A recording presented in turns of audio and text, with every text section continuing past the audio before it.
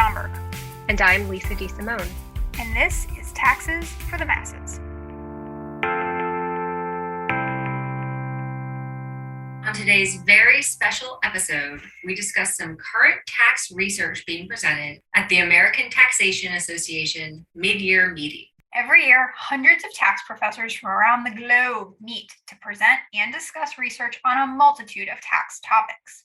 In today's episode, we invite a special guest to help us break down a couple of papers on this year's program that we found particularly interesting, and to summarize the current state of tax research. It's going to be a good one.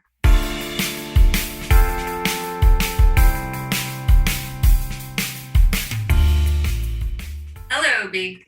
Hello, Lisa. We have a very special episode today. Very special, and not at all in an afternoon special, don't play in abandoned refrigerators sort of way. Abandoned refrigerators? Yeah, never mind. I don't have time to explain. Okay, I'm just going to be grateful for that. So, yes, it's a very special episode today. We are together. We are together in St. Louis in February. It's snowy, but I'll take it. It's awesome. It's great. The second reason today's episode is so special is we have our very special guest, Professor Jerry Seidman, joining us today. That's right. Jerry is an associate professor of accounting at the University of Virginia's McIntire School of Commerce. She received her PhD from MIT. I've heard of them. And started her academic career at the University of Texas at Austin. Hook 'em. Hook 'em. She has published extensively in top accounting journals on issues related to corporate tax avoidance and income shifting. She's a true academic, truth seeker, and a stickler for high-quality tables in research papers. And in all sincerity, Jerry is the one who coached us through four glorious years, depressing years, glorious years of PhD program at the University of Texas. Jerry, welcome. Thank you for being on the show with us. Oh, thank you guys. I'm so happy to be here. We're happy to have you. All right, so Lisa, this episode was your idea. Tell our listeners a little bit about what you hope we can accomplish today. So the first thing I want to do is talk about the massive nerd convention that we all flew in to St. Louis to attend. The mid-year meeting of the American Taxation Association is, as you might guess, a once-a-year gathering of all of your nerdiest tax accounting professors. I imagine we're like a good step up from a Star Wars convention. Have you ever been to a Star Half Wars a step up from, I don't know. At least there aren't costumes. They're very different costumes. Yes, so an annual gathering of tax nerds, and we get together to discuss not only the latest and greatest tax research, but also to learn from each other and to learn from practitioners and policymakers what people are talking about, what are the next big questions that we need to be tackling in our research. And it just occurred to me that this is our 10th ATA mid-year meeting. Together. Wow. Oh, way more than 10.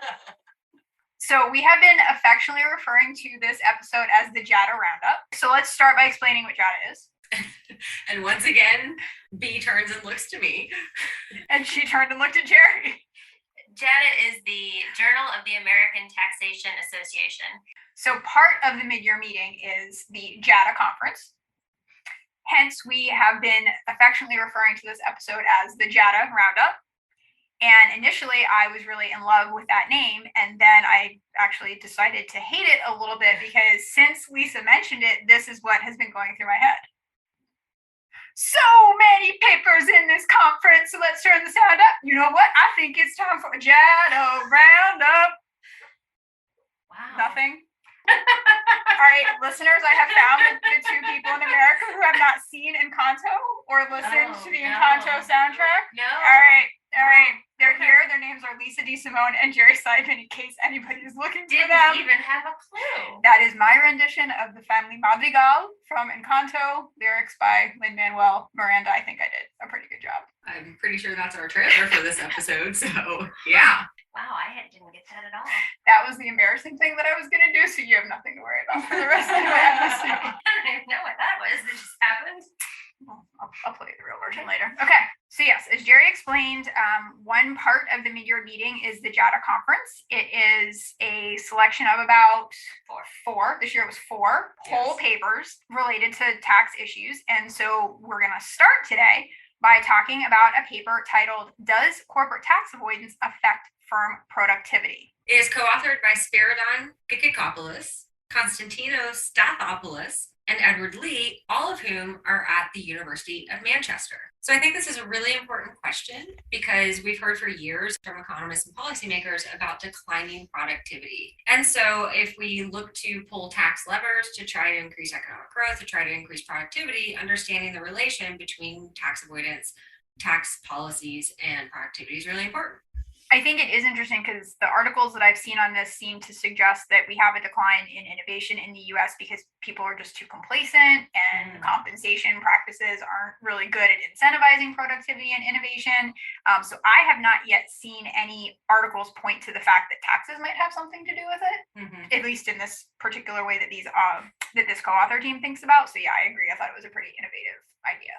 So I think it's a really interesting issue as well. And I thought it was especially interesting that this was an international team of co-authors that was tackling it, because I think that as we've become a more global society, that might be impacting, productivity, not just in the United States, but productivity worldwide. And taxes are a big part of global companies' operations. Yeah, I was excited to see this paper. They find that when tax avoidance increases, then productivity increases. They had a couple of explanations for why this could be the case.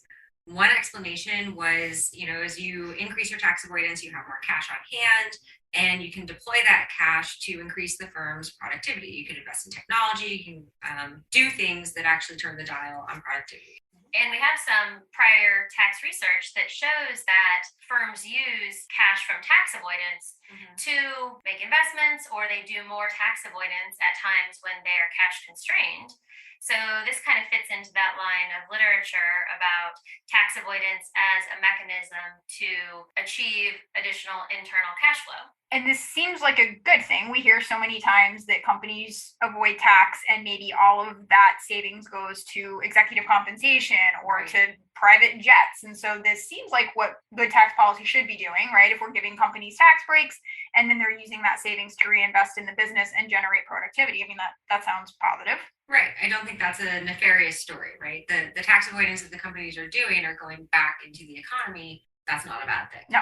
And the authors also posit that if you want to invest in intangible assets or knowledge base, as they call it, there's extra financing frictions because those are not assets that are easily collateralized. Yep. And so those are assets that companies need to have internal cash flows. So the authors posit that cash savings from tax avoidance are especially helpful in industries or firms that want to increase these intangible assets that are otherwise difficult to finance. At these conferences, typically what happens is an author of the paper stands up and presents it, and then another researcher who's not affiliated with that particular paper gives a discussion. And the person who discussed this paper is Shannon Chen, who also got her PhD at the University of Texas. Yeah, and Shannon had a couple of really interesting points, one of which was the author's construct is tax avoidance. So if they're doing more tax avoidance, they're saving more cash, and then they can use this to invest in productivity. But one of their tests is using the shock of a change in tax rate. And so is a change in tax rate really the type of tax avoidance that the authors are trying to study? I think that when your taxes go down because the change in tax rate that you didn't have anything to do with, that's not what we would generally consider to be tax avoidance behavior. Right. You're not paying less tax because you gave more money to charity that year. You're paying less tax because Uncle Sam is cutting you a break. Congress said so. So perhaps a better title of the paper based on that comment could be, does tax policy impact firm productivity? And that would still be a super important question. Agreed. Super interesting. And the authors did a great job presenting.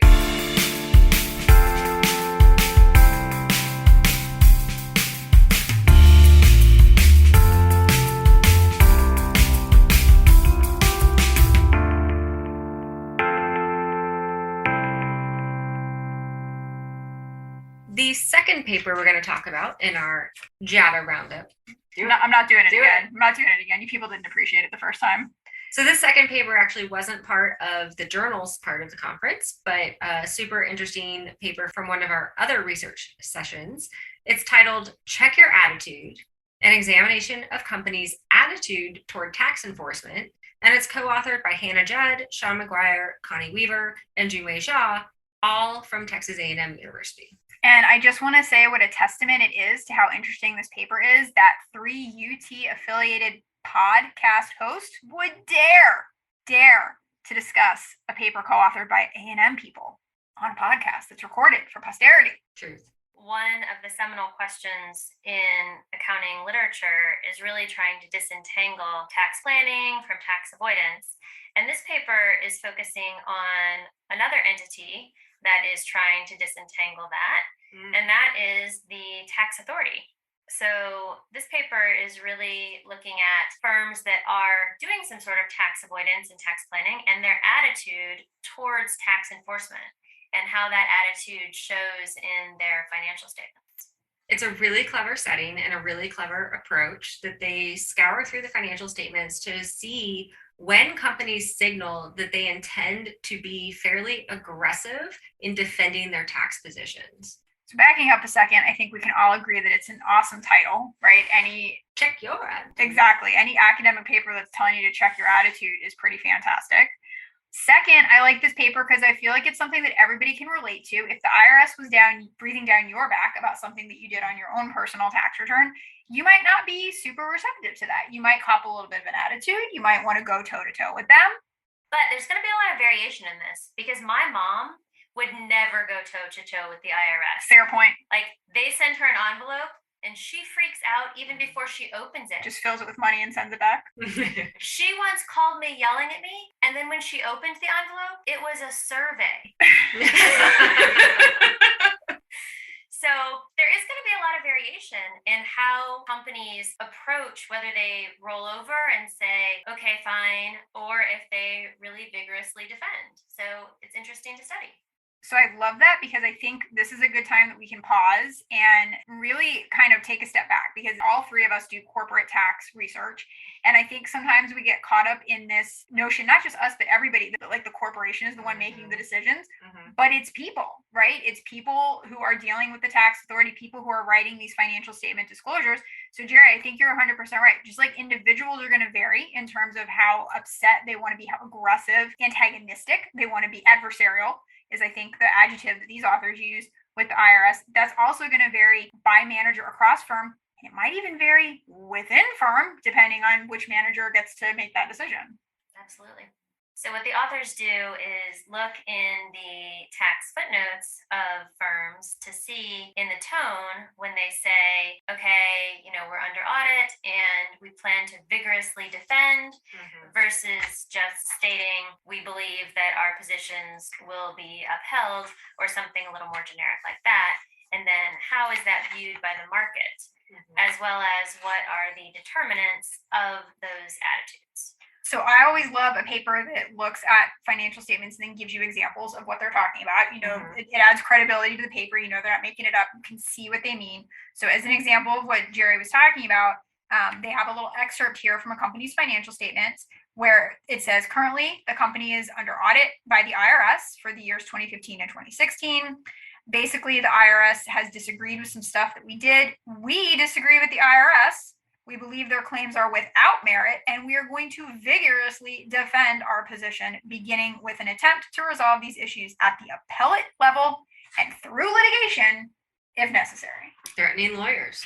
And that's probably a pretty effective strategy. We've talked about this before. Remind me, does the IRS have a lot of money right now or not a lot of money right now? I think we might have said several times they don't have a whole lot of money. No, I can't keep that straight. Right. Okay. So maybe it is a winning strategy as a taxpayer to put in writing, in a public document, I'm going to drag your butt to court if you mess with me. And what's more, they also indicate in their financial statements, hey, we don't really have that much in our piggy bank to pay you because we're so confident we're not going to have to pay you. If I'm an investor in one of these firms, how do I feel about this? Do I like that they're really standing up to the IRS, or does that worry me? I like the question, and I think it could go either way, right? Because on the one hand, I might like it because you're publicly saying to the IRS, I'm ready to fight. On the other hand, maybe you're just antagonizing the IRS. So is this something that they looked at? It is. All right. What's the answer? Well, it turns out when you say that you're going to vigorously defend something, but you still put up a really big contingency account in case you don't defend it so well, investors aren't so happy. All right. They don't believe you. Cheap talk. Yeah, cheap talk. All right. So market doesn't seem to like this. Maybe the IRS doesn't like it. Who are these firms that are talking smack in their footnotes?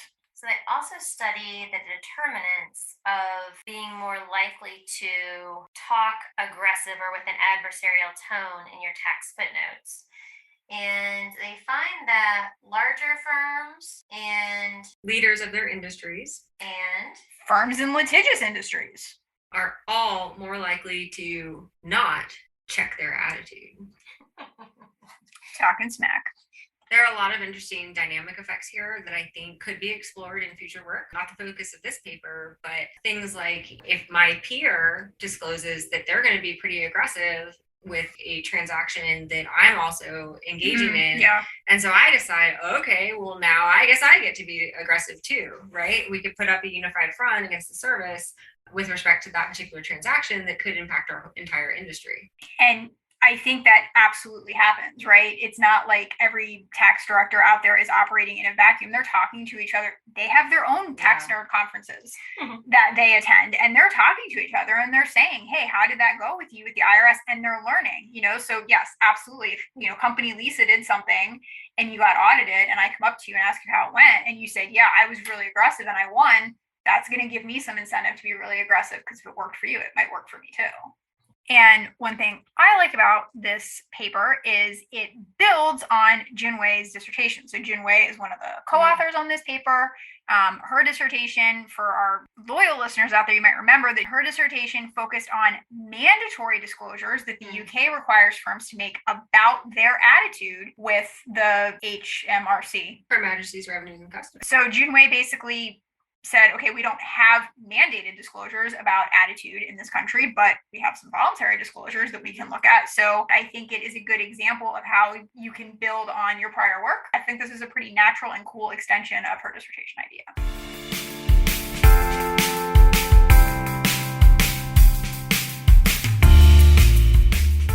I'm going to propose that we do something that we've never done before on this podcast. What? Just have a guest introduce this next segment. Oh, wow. Thank you. Are we talking the good, the bad, and the ugly? Is it that time? It's that time. Yay. Okay, so first off is the good. The good of this is that we're all back together. It was so great. Yay. The last time we were all together was right about 2 years ago, a couple weeks before COVID hit in Fort Worth for another Nerd Fest. And so it's wonderful to all be back together again. It is. Nerds of the world unite. The bad part about being all back together again is that some of our international colleagues faced too many hurdles to travel to St. Louis. And so many of them, fortunately, were able to attend virtually, but it would have been lovely to have gotten to see them in person. Some of our other international colleagues, who I will not name, defied university rules not to travel internationally and yet showed up here and hopefully will get home safely and retain their jobs. People risking it all to attend the Tax Nerd Conference. That's right. I love it. Me in St. Louis. Nice. All right. And as is becoming my trademark on the podcast, I will now combine a good and an ugly thing for the last part of this segment. So in a first ever, I think, at the ATA mid-year meeting, we had a very informative panel discussion on diversity, equity, and inclusion in the accounting profession, including within accounting academia. Unequivocally a good thing. Amazing. It was really an excellent panel of extremely accomplished accounting researchers talking about this issue in our field. The ugly part was really just listening to them share a lot of ugly experiences and encounters that they have had. As Mark Dawkins was one of the panelists, called the hard truths. They were hard truths. They were difficult things to hear. Yeah. And in order to have the business world look like the real world, we need to have academics up in the front of classrooms, inspiring and teaching a diverse set of students who will become the next set of business leaders.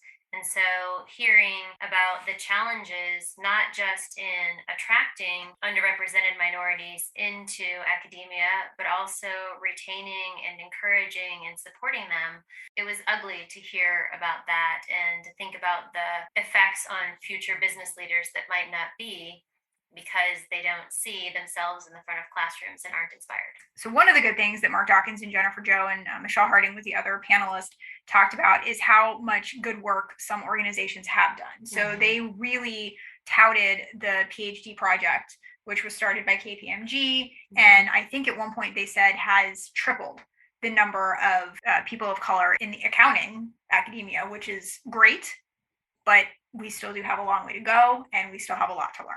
To try to put a more positive spin back on this, we do have a long way to go. It's my hope that maybe in the next couple of future JADA roundups, Not doing it. we might be able to have possibly even a whole session on diversity, equity, and inclusion related research in the tax space, because I think we've highlighted, and a lot of people have highlighted, how ripe the tax policy area is for discussing some of these issues, the effects that tax policy has on inequality, and things that it can do to try to bridge that gap. Absolutely. And I think we're getting there. One fantastic thing we learned at the conference is that our section that Jerry was talking about, the tax section of the American Accounting Association, has officially formed a standing committee on diversity, equity, and inclusion. So I definitely think that we are acknowledging that we have a lot to learn, and I'm hoping that we're taking some steps to educate ourselves. As they say, knowing is half the battle. The more you know. Well, it's been a pleasure to be here in person, not only with my co-host B, but also with our good friend, colleague, and mentor, Dr. Jerry Seidman. How was it? You guys aren't quite as scary as I thought you would be. Says the woman who coached us through 4 years of a PhD program.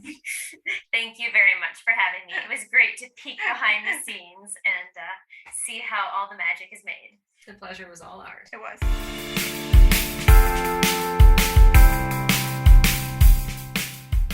Well, that's all we have time for today. I'm Lisa DeSimone. And I'm Bridget Stomberg. Be sure to join us for more tax nerdery on future episodes of Taxes for the Masses.